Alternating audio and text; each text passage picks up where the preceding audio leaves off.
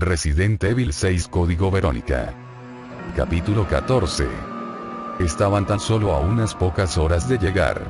Dos hombres relacionados por su pasado. Uno era su enemigo. El otro, Alexia, no sabía apenas nada sobre el otro, todavía, pero lo que sabía era que estaba dispuesto a rescatar a la muchacha del trineo motorizado que ella había capturado después de haberla hecho regresar de forma tan brusca. Lo más probable era que también quisiese rescatar al muchacho. Por supuesto, ninguno de ellos saldría de allí, pero deseaba observar las intrigas sin sentido y los dramas desmesurados que su humanidad traería hasta su hogar. Disfrutaría de la oportunidad de observar sus tendencias e instintos naturales antes de alterar por completo sus vidas para siempre. Estaba de pie en medio del gran salón, considerando todos los elementos de la situación, los futuros posibles, su transformación ya próxima, los cambios estructurales y psicológicos que su nueva síntesis vírica provocaría en los humanos, cómo recibiría a sus nuevos invitados, y se le ocurrió que quizá les sería difícil llegar hasta su hogar, enterrado en las profundidades bajo el hielo y la nieve. Deseó inmediatamente que todas las puertas se abrieran, que todos los obstáculos desaparecieran, y vio y oyó el resultado en ese preciso instante, en un centenar de sitios a la vez, cuando las cerraduras saltaron por los aires y las paredes cayeron derribadas, cuando los escombros fueron arrinconados a un lado y las aberturas se ampliaron. Estaba preparada. Todo iría con mayor rapidez a partir de aquel momento, y lo que ocurriera a lo largo de las horas siguientes definiría, hasta cierto punto, las decisiones que tomaría durante cierto tiempo. Todo era todavía tan reciente que las premisas que regirían su nueva vida no estaban más que escritas en la arena. Alexia sonrió ante su talante poético y se dispuso a preparar la primera serie de inyecciones para el chico. Capítulo 15. Algo iba mal, muy mal, en la instalación que Umbrella tenía en la Antártida, pero Chris no sabía lo que era. Estaba en el quinto nivel subterráneo de la construcción que se hundía en tierra, a decenas de metros bajo la superficie de la tierra, de pie frente a lo que parecía ser una mansión levantada con ladrillo blanco. Había una fuente a su espalda, plantas en grandes macetas, incluso un tío vivo recargado de adornos. Había acabado allí, probablemente porque alguien de dentro así lo había querido, pero no tenía ni idea ni de quién había sido ni del motivo. Todos sus instintos le gritaban que saliera zumbando de allí, pero no hizo caso. Tenía que seguir, aunque no supiera si iba como oveja al matadero o de si lo estaban llevando hasta su hermana. Desde que había aterrizado con el reactor en el hangar de la parte superior, lo habían guiado a cada paso que daba. Entraba en los pasillos, y las puertas se cerraban a su espalda, mientras que otras se abrían justo delante de él. En dos ocasiones había encontrado piedras preciosas en el suelo frío de cemento que le indicaban qué dirección concreta debía seguir, y una vez, después de equivocarse al doblar una esquina, todas las luces del pasillo se habían apagado. Habían vuelto a encenderse cuando regresó hasta la esquina donde había cometido el error. Ya había sido bastante raro llegar hasta las instalaciones de Umbrella, sobrevolando los interminables kilómetros de hielo y nieve grises para después verlas por primera vez, sobresaliendo de la planicie como un espejismo. Pero eso de que te conduzcan como un animal de rebaño hasta un sitio sin conocer el motivo. Chris estaba atemorizado, más atemorizado de lo que se atrevía a admitir. Intentó detenerse, echar un vistazo a su alrededor en busca de armas o de alguna pista, pero lo habían quitado todo de en medio, y todas las puertas que había intentado abrir estaban cerradas con llave, excepto, por supuesto, aquellas que se suponía tenía que cruzar. Las cámaras que debían de estar vigilándolo estaban tan bien ocultas que no había visto ni una sola de ellas, aunque en realidad casi parecía que supieran lo que pensaba, qué señales debían mostrarle y cómo hacer que continuara avanzando. Al principio pensó que se trataba de Wesker, que todo aquello no era más que un montaje para atraparlo. Sin embargo, ¿para qué molestarse? Podía haberlo estrangulado en la isla si hubiera querido. No, lo estaban guiando por alguna otra razón, y al parecer no le quedaba más remedio que seguir el juego si quería encontrar a Claire. Respiró profundamente, abrió la puerta delantera y entró en la mansión. Era bella, tan extravagante como la fachada del edificio había sugerido una grandiosa escalinata central, unos arcos con columnas, y extrañamente familiar, aunque tardó unos momentos en darse cuenta, debido a los colores y a una decoración diferentes. El diseño se trataba básicamente del mismo diseño de la sala de entrada de la mansión Spencer.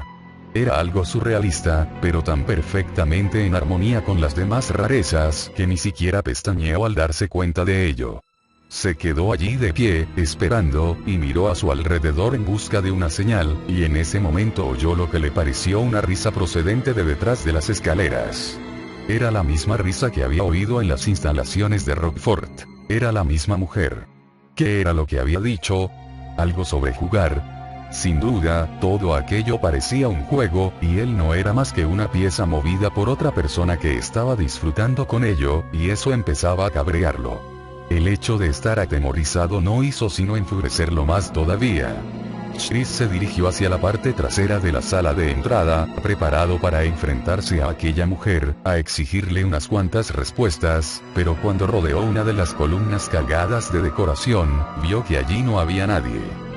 ¿Qué coño pasa aquí?, murmuró mientras se daba la vuelta. Y allí estaba Claire, pegada a la parte posterior de la escalinata como si la hubiera colocado allí una araña gigante. Tenía los ojos cerrados y la cabeza le colgaba flácida. Wesker no se sorprendió al descubrir que ciertas partes de la instalación de Umbrella en la Antártida habían sido construidas para que se parecieran a la mansión Spencer. Aquella extravagancia subterránea constituía un despilfarro tremendo, increíble, pero, tal como había pensado muchas veces antes, era lo propio de Umbrella. Para ellos, todo iba de intrigas y similares al principio, antes de que todo se convirtiera en una película de espías muy mala. Oswald Spencer y Edward Ashford eran los responsables de la creación del virus T, pero ese había sido su único logro. El resto no era más que dinero derrochado. Lo cierto era que toda aquella instalación, a excepción de los laboratorios, por supuesto, no era más que una broma muy cara montada por viejos y por niños con muy poca imaginación y mucho dinero. Wesker sabía que lo más probable era que Alexia lo estuviese vigilando, así que se tomó su tiempo mientras pasaba de nivel a nivel y eliminaba de paso unos cuantos zombies que lo atacaron. No llevaba ninguna arma, y simplemente les había partido el cuello y los había dejado tirados para que se asfixiaran. En un par de ocasiones, otras criaturas habían detectado su presencia, criaturas que él había sentido pero que no había llegado a ver, pero no lo habían molestado, quizá porque lo habían reconocido como uno de los suyos. Siguió avanzando, seguro de que Alexia lo encontraría en cuanto estuviese preparada para ello. Había aterrizado a cierta distancia de las instalaciones, deseoso de hacerle entender con claridad lo diferente que él era, que los elementos y el clima no le afectaban, que era más fuerte que 5 hombres juntos, que tenía mayor resistencia y mejores sentidos. También quería demostrarle que respetaba su espacio vital, que estaba dispuesto a ser paciente, y que estaba muy decidido. Cuando quieras, querida, pensó mientras cruzaba un pasillo helado del 5º nivel subterráneo. No había estado antes allí, pero sabía que la mansión estaba en aquel lugar y sospechaba que ella quería recibirlo a lo grande. No le importaba lo más mínimo. Por lo que a él se refería, como si le llevaba toallas perfumadas en la mano. Seguía pensando que no era más, que era una niña tan consentida y vanidosa como su hermano. Por poderosa e inteligente que fuese, también se trataba de una chavala rica de 25 años, que había pasado 15 años de su vida durmiendo. Rica, hermosa y juguetona. Lo más probable era que ni siquiera entendiese todavía sus propios poderes, pero no tardaría mucho en hacerlo. Podía sentirlo. Dejó atrás la helada tranquilidad del pasillo y se dirigió de nuevo hacia la mansión. Claire se despertó lentamente. Alguien sostenía su cuerpo dolorido con unas manos tibias que la alzaron y la abrazaron. Estaba medio tumbada en el frío suelo, y era eso lo que la había despertado. Cuando abrió los ojos, lo que vio fue a su hermano, sonriendo. Chris. Claire se irguió y lo abrazó a su vez, sin hacer caso de sus músculos cansados y doloridos, tan feliz de verlo que por un momento se olvidó de todo lo demás. Era Chris, era él, por fin. Hola, hermanita, dijo a la vez que respondía con fuerza a su abrazo. El sonido familiar de su voz hizo que Claire se sintiera segura y a salvo. Deseó que aquella sensación durara para siempre. Después de tanto tiempo. Claire, creo que deberíamos largarnos de aquí cuanto antes, dijo Chris, y ella notó el tono de profunda preocupación de sus palabras, lo que la despabiló por completo y le hizo recordar todo lo que había ocurrido. No sé qué está pasando exactamente, pero no creo que estemos a salvo.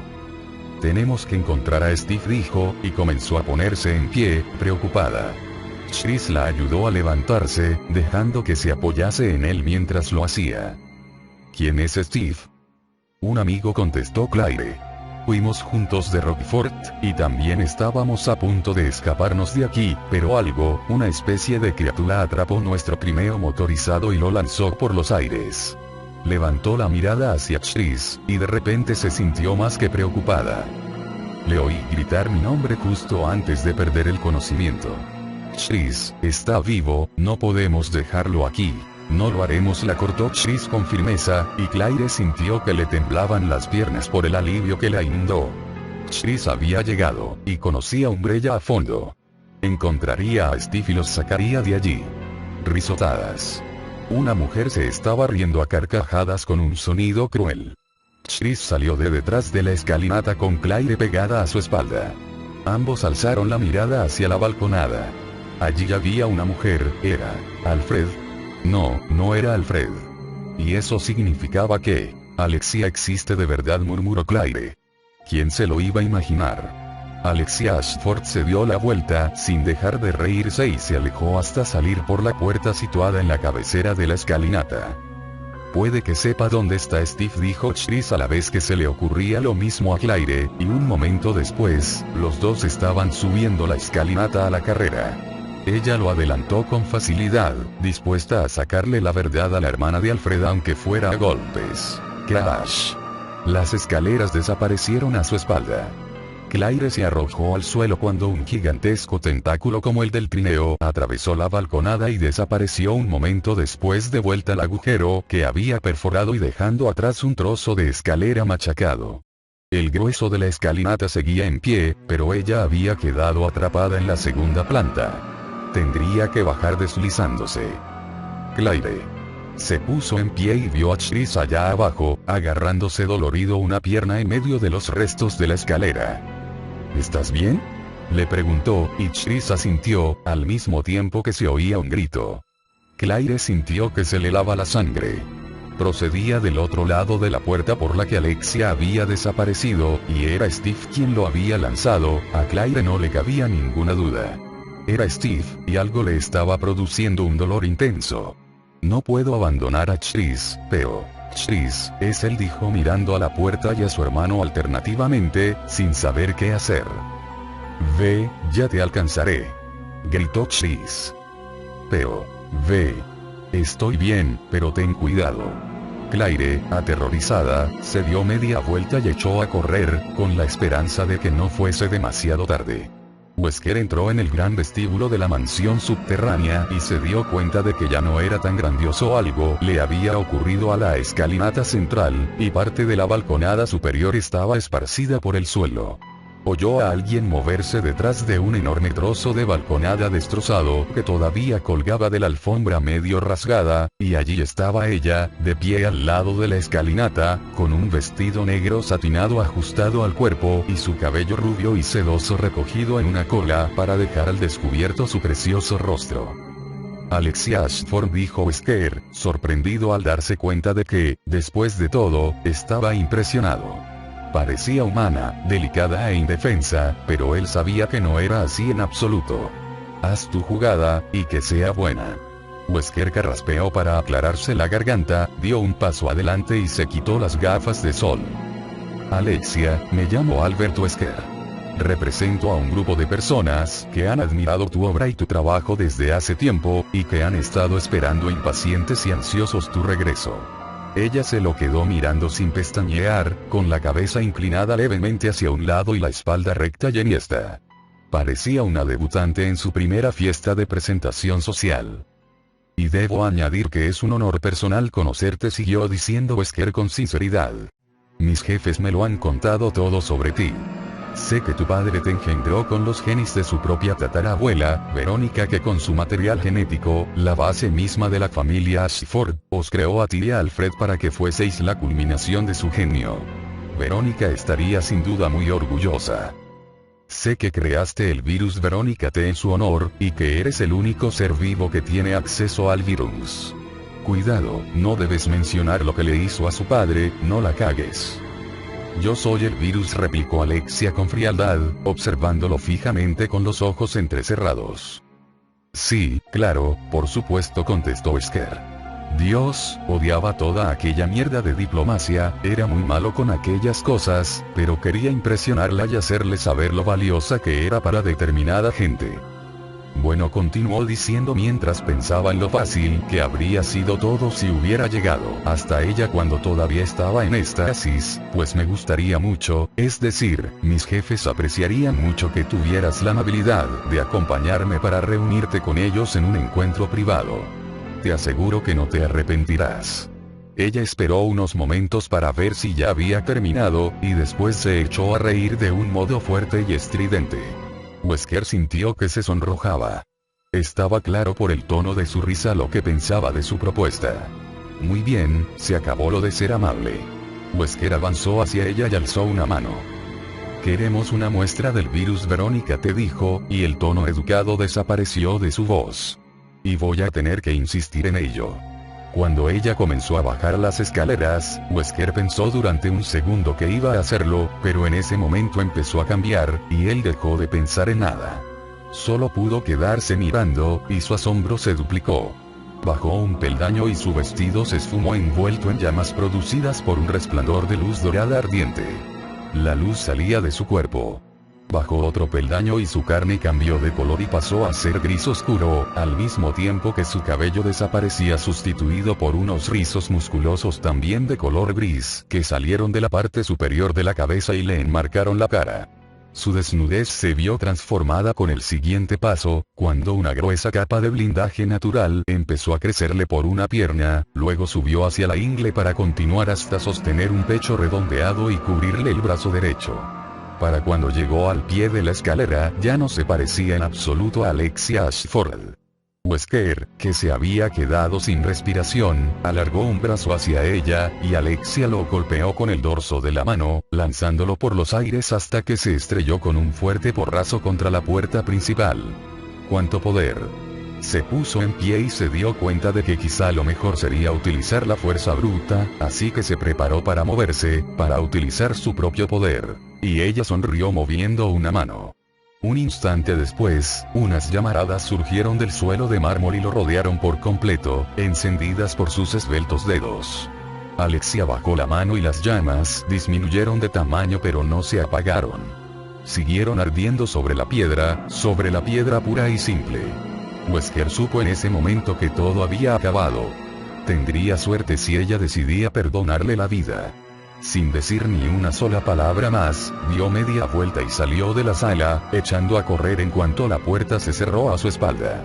La criatura en parte humana se marchó, y pocos segundos después lo hizo el joven, creyendo que escapaba de forma inadvertida. Alexia se quedó mirando cómo huían, divertida pero algo decepcionada. Había esperado mucho más. La criatura en parte humana no era ninguna amenaza, así que decidió perdonarle la vida.